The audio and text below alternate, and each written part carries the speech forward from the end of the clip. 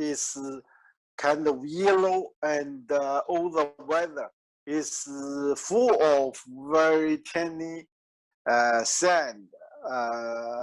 All the building, everything turns yellow and dark yellow, and it's really shocks everybody in Beijing, not only me.